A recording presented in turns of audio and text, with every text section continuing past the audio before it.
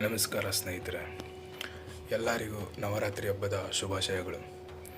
ಈ ವಿಡಿಯೋ ಮೂಲಕ ನವರಾತ್ರಿ ಹಬ್ಬದ ವಿಶೇಷತೆಯನ್ನು ತಿಳಿಯೋಣ ಬನ್ನಿ. ಇಂದು ನವರಾತ್ರಿಯ ಮೊದಲನೇ ದಿನ. ದೇವಿ ಶಕ್ತಿಗೆ ಸಮರ್ಪಿತವಾದ ಒಂದು ಜೀವಂತ ಹಬ್ಬದ ಪ್ರಾರಂಭವಾಗಿದೆ.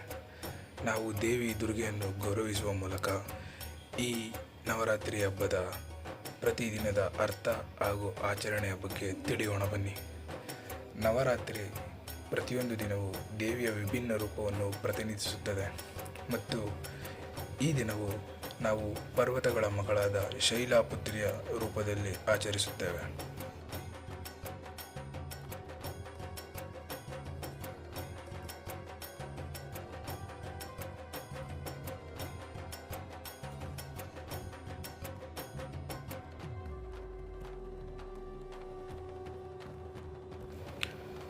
ಶೈಲಪುತ್ರಿ ಎಂದರೆ ಪರ್ವತಗಳ ಮಗಳು ಎಂದು ಅರ್ಥ. ಈ ದಿವ್ಯ ರೂಪ ಮಾತೆಯ ದುರ್ಗೆಯ ಮೊದಲನೇ ರೂಪವಾಗಿದೆ.